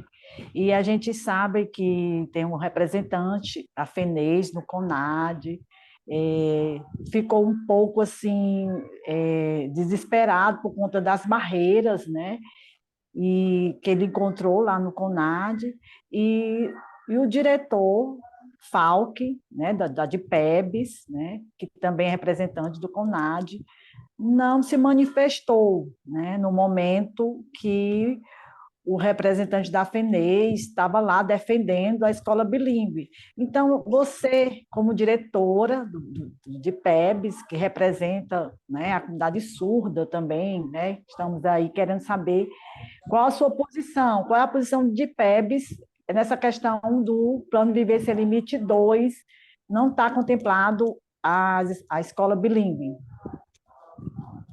Ok, já temos umas questões bem, né? Será que cabe mais uma?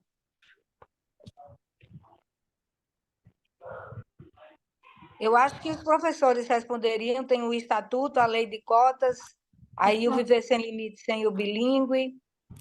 Professora Joana, só falta a Rafaela inscrita. Ah, ok, Rafa, vai lá. Gente, boa tarde, vocês me escutam?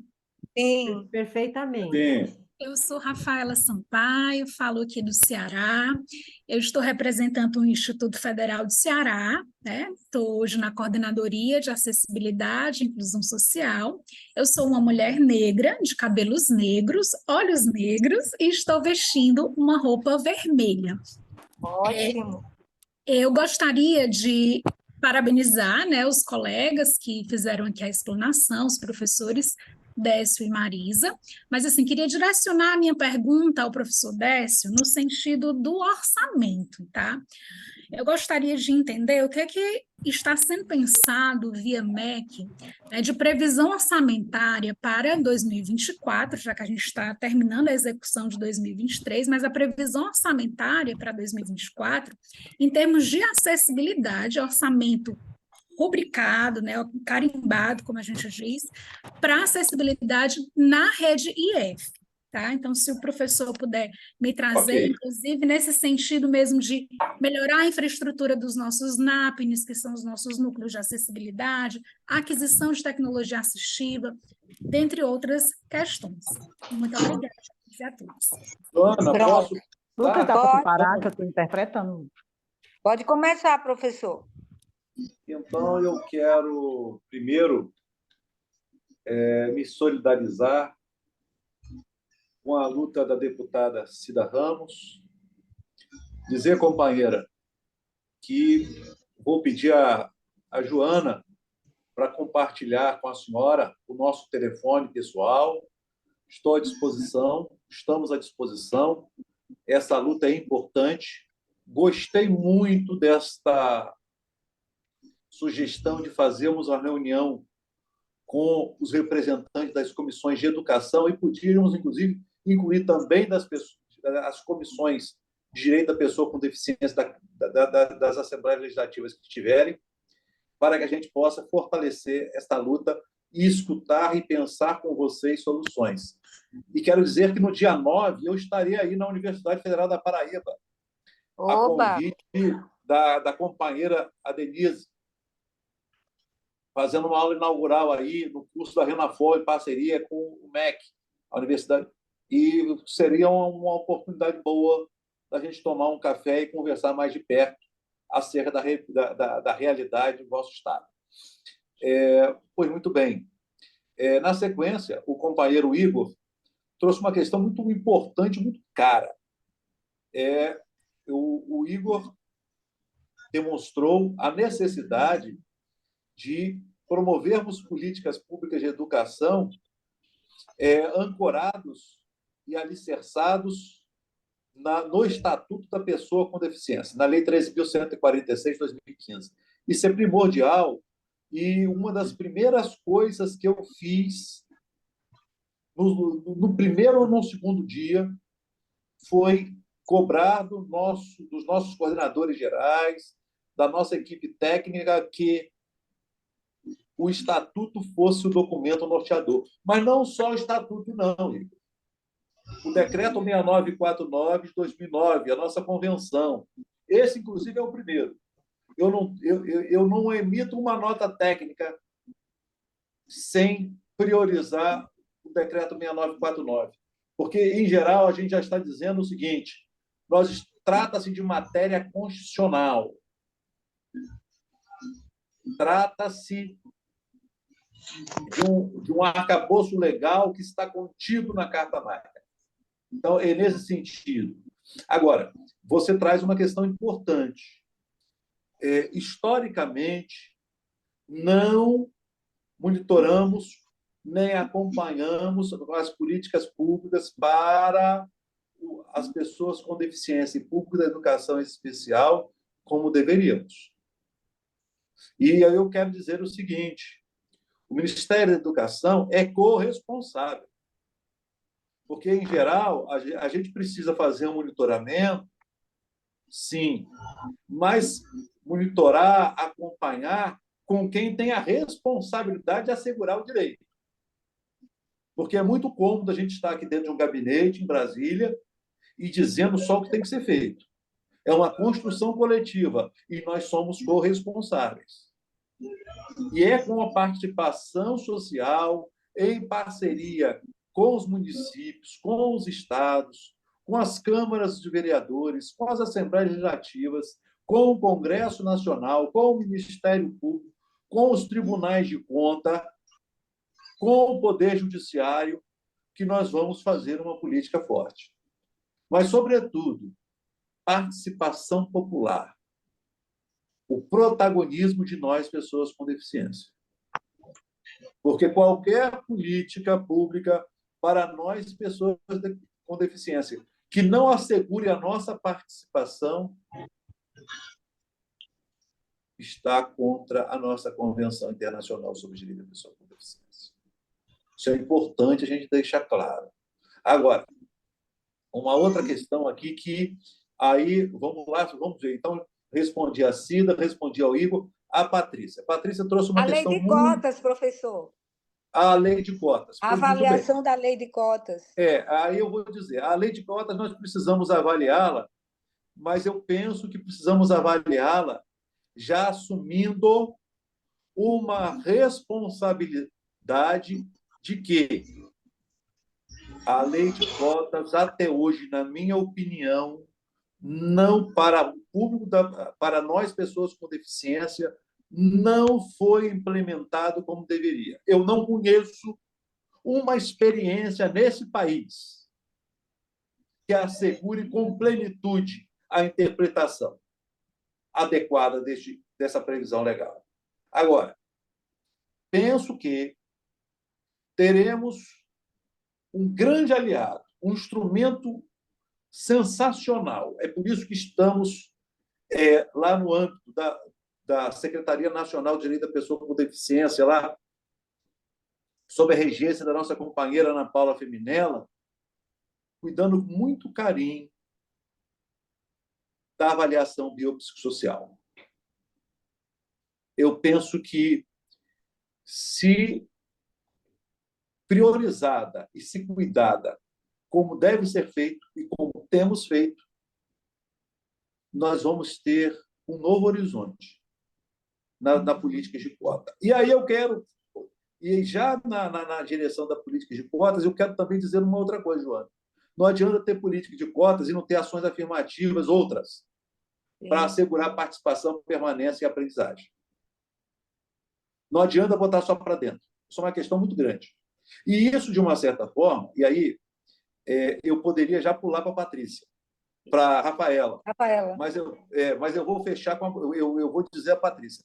Patrícia, na verdade, eu sou representante do MEC, lá no Viver Sem Limite. E eu quero aqui tornar público aqui a posição do Falco. O Falco é incansável. O Falco é incansável. Toda vez que eu encontro com o Falco me cobra isso. E, olha, e a gente não pode dizer que não está. Porque eu não tenho... Quer dizer, o Viver Sem Limites 2 ainda não foi lançado. Isso. Então, se não foi lançado, nós não temos que dizer que não está. Eu acho muito grave dizer que o companheiro Falco não tem lutado. O fato de você não se posicionar numa plenária de um CONAD não quer dizer que você seja a favor ou que você seja contra. Eu sou testemunha da posição incansável do Falco em lutar pelo direito da comunidade surda, sinalizada, e, em especial, das escolas bilíngues. Pauta praticamente toda vez que eu encontro com o diretor Falco. O diretor Falco que traz as demandas. Então, quero deixar muito claro a todas e todos aqui o comprometimento do companheiro Falco com a pauta. Entendeu? Então, é isso. Não o conhecia, assim como não conhecia a Marisa e não conhecia a Mariana. 3 companheiros maravilhosos, incansáveis. entendeu? E que tem aí, dentro do possível, tem meu apoio, entendeu? Porque nós precisamos, é o que eu digo sempre a eles e a elas, nós não, a ele e a elas, a gente não pode alimentar esse conflito histórico entre a educação inclusiva e a educação bilíngue de estudo. Não, não, gente, olha só, é um plano só, o resultado é um único, é direito à aprendizagem de todas as pessoas. Então, é nesse sentido. E dizer, companheira Rafael, que nós precisamos, sim, pensar o fortalecimento. Quer dizer, a questão orçamentária é uma questão séria, estamos trabalhando cada vez mais. Fala-se mais de 3 bilhões. Isso. Fala-se mais de 3 bilhões de reais para a educação especial na perspectiva inclusiva, da educação infantil ao estrito senso, incluindo, é claro, a educação profissional e tecnológica, os nossos institutos federais, e eu sou seu colega, eu sou professor do Instituto Federal Fluminense. Então, agora, o quanto isso depende, quer dizer, o Ministério faz o encaminhamento, passa pela Casa Civil, o Congresso aprova, mas eu estou muito esperançoso com a esperança, com o esperançar de Paulo Freire, que é aquela espera na luta e com luta, e com a espera do presidente Lula, que é uma espera apressada, é aquela espera que cobra e que faz e cobra. Nós vamos fortalecer, sim, os institutos federais, porque nós queremos muito mais pessoas com deficiências federais dentro das universidades e para além das cotas. Entendeu? Eu penso que nós precisamos ocupar verdadeiramente um espaço que historicamente nos foi privado. E quero dizer que conte comigo, companheira Rafaela, estamos juntos. Eu penso que dei conta aí Sim. Tá bom, gente? Obrigado, Deu Joana. sim. Tá, vamos ouvir A a companheira professora. Marisa, isso. A companheira.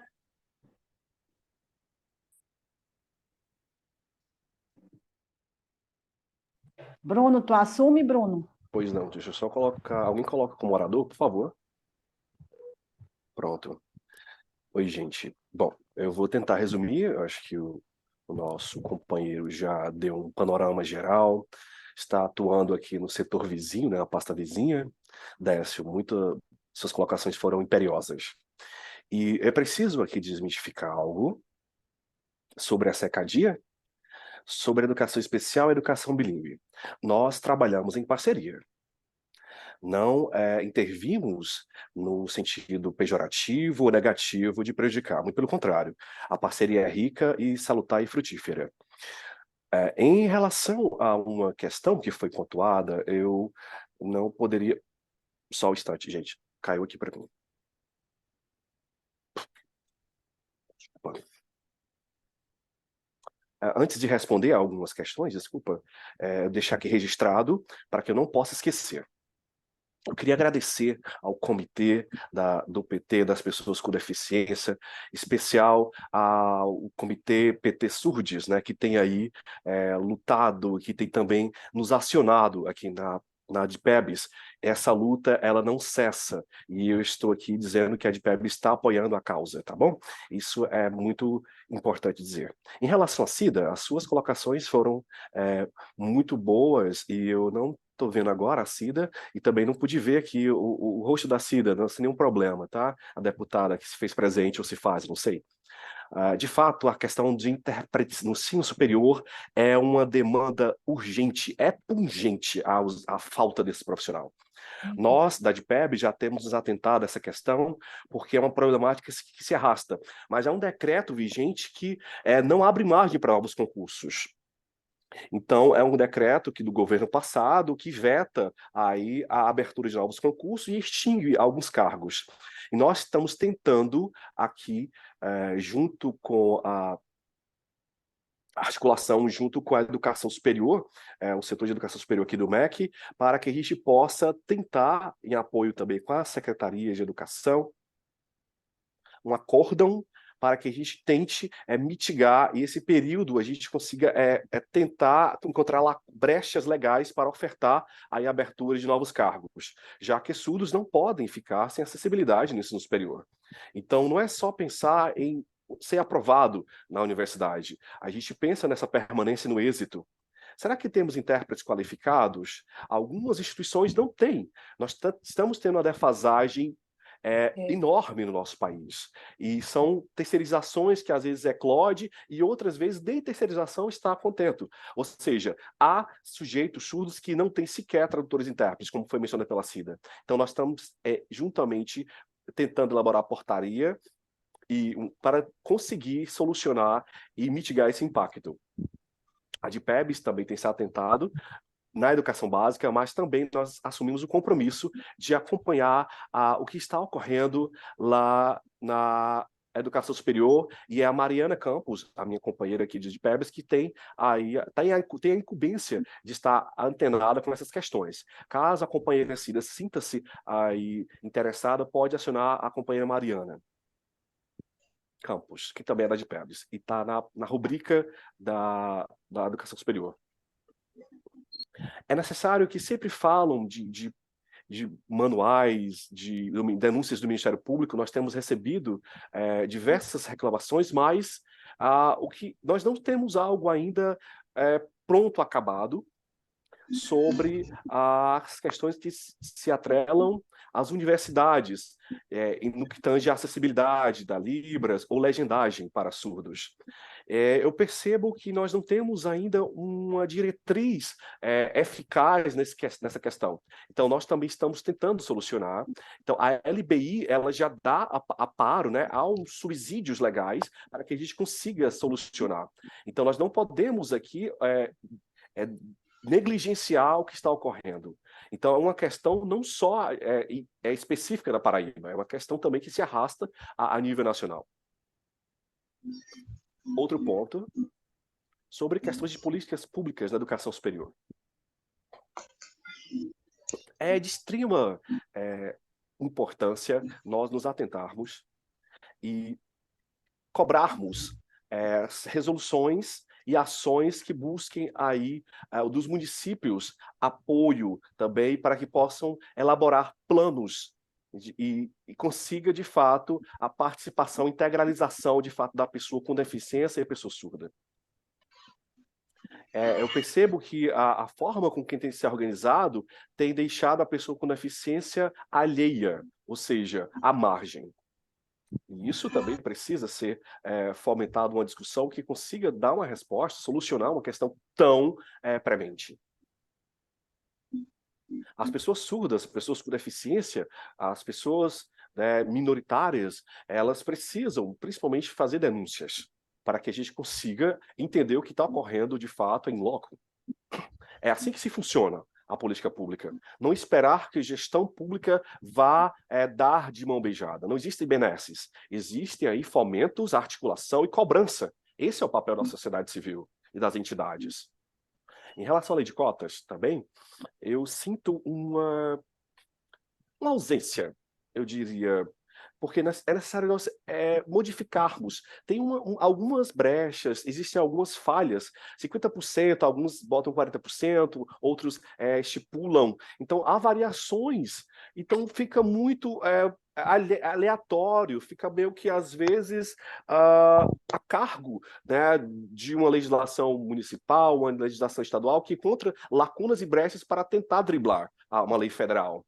Então, a lei de cotas, a gente precisa tentar amarrar, como o Décio comentou, eu não sei, como é que podemos ter uma aprovação, né, de um sujeito nas instituições, diversos âmbitos, mas como que a gente assegura a sua permanência?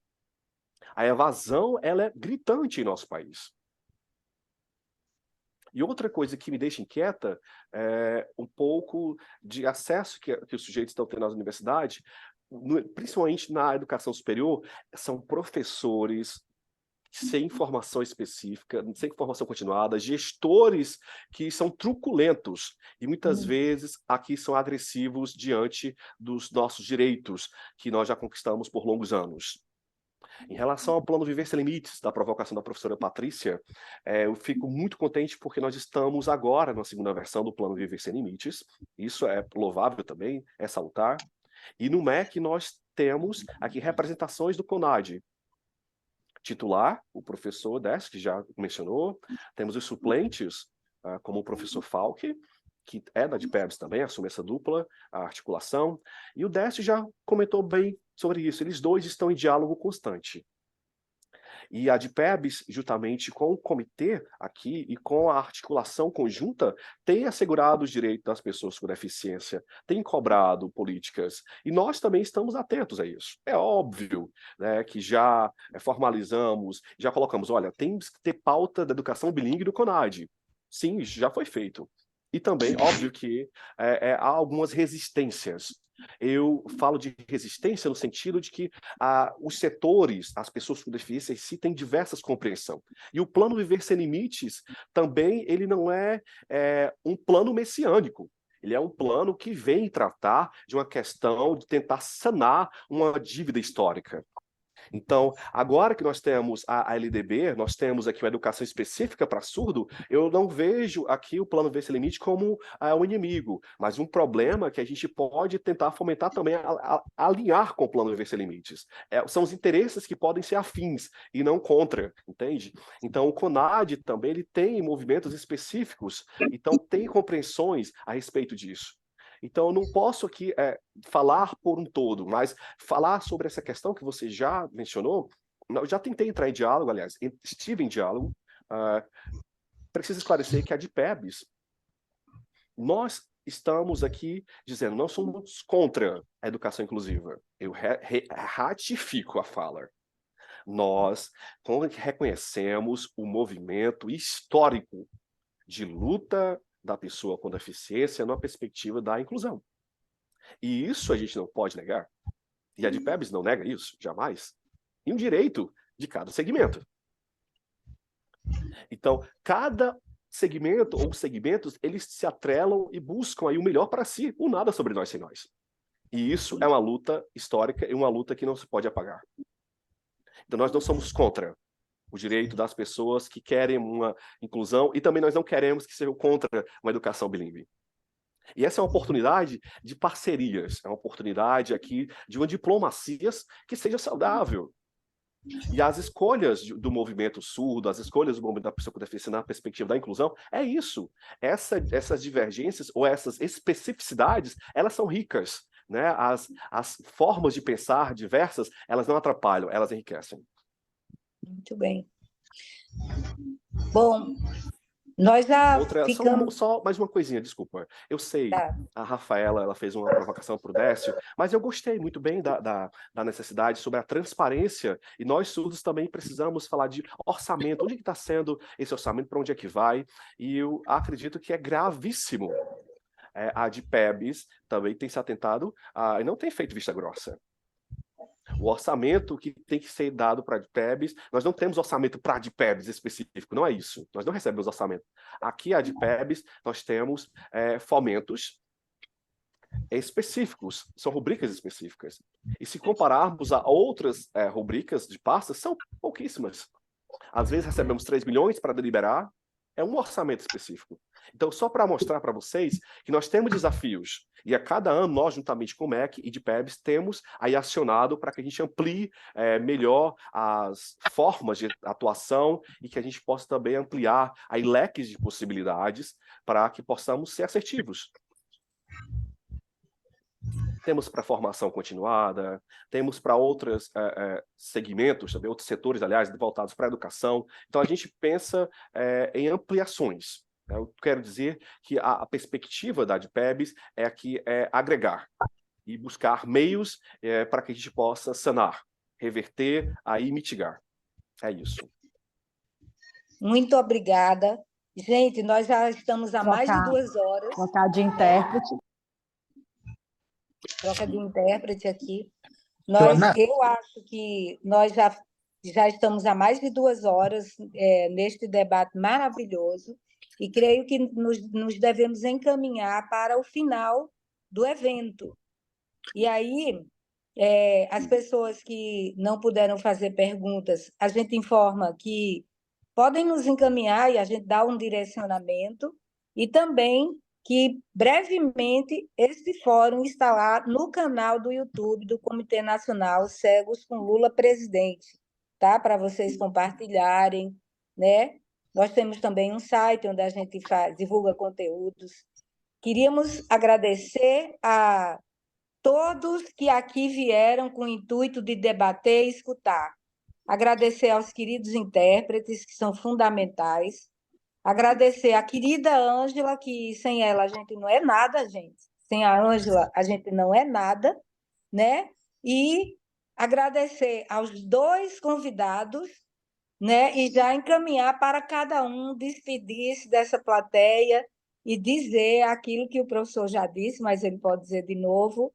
Estamos prontos a vir novamente, se vocês nos convidarem. Então, com a palavra o professor Décio.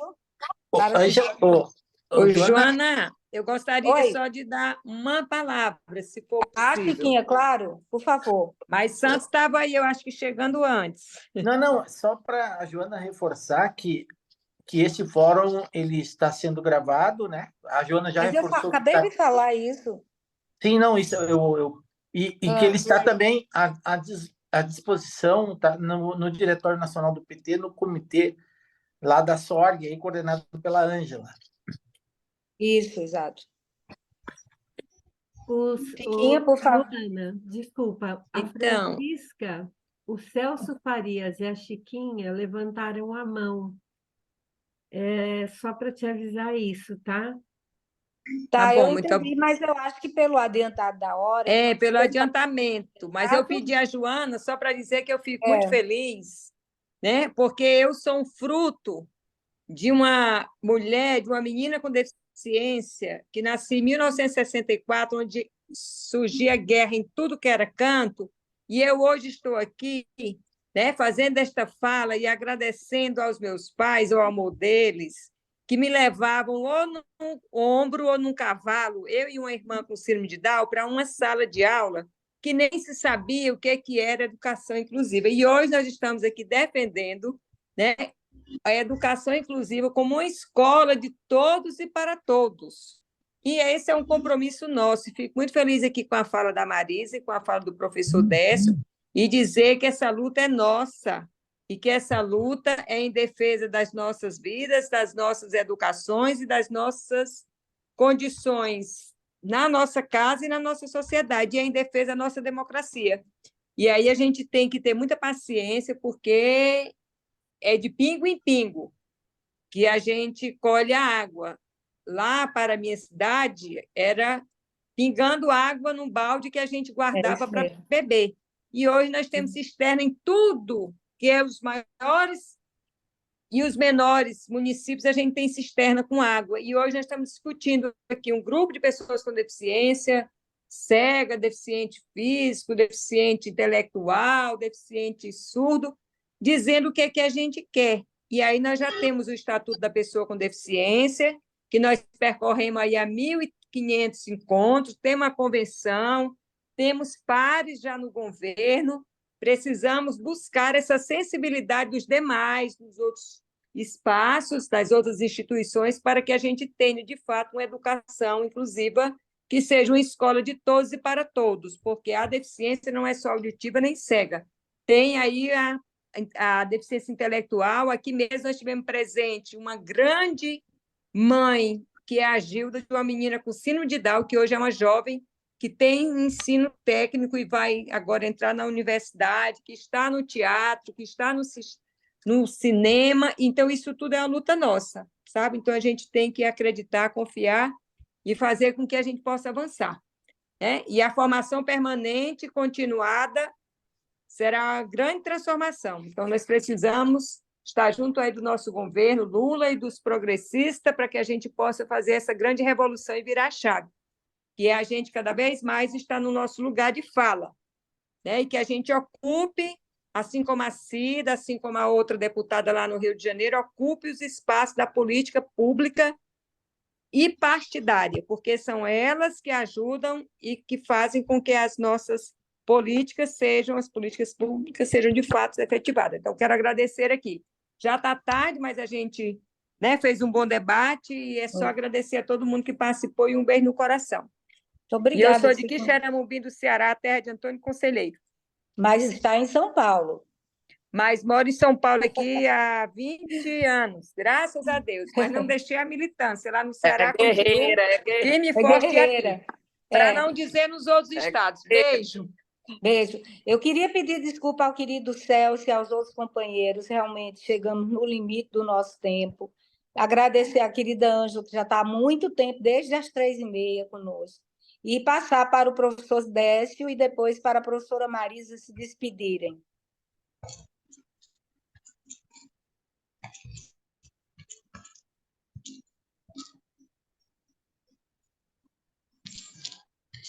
Décio?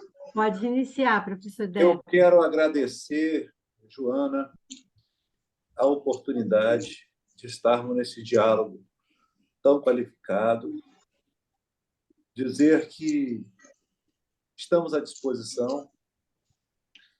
Durante um bom tempo, eu estive acompanhando ali pelo WhatsApp, ainda as primeiras conversas, ali quando éramos cegos para o Lula livre.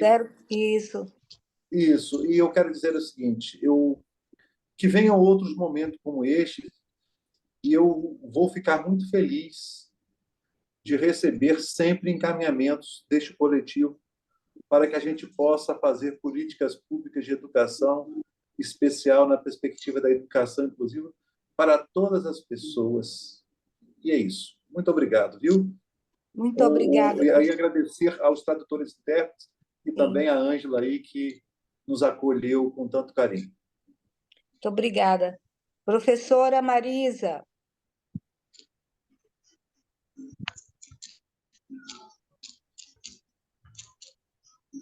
Este é um momento muito salutar para mim, de extrema relevância, e dizer que foi uma tarde prazerosa para entendermos as questões e o movimento da pessoa com deficiência.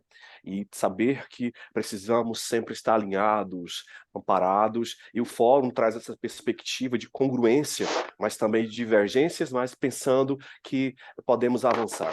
E a DPEBs não pensa só por si só. A DPEBs abre caminhos e margem para que caminhos de escuta, aqui para que a gente possa trazer melhorias. Estaremos sempre abertos para vocês, se quiserem entrar em contato, sintam-se à vontade. Nós temos o compromisso, a meta e o objetivo de pensar numa perspectiva também dialogada.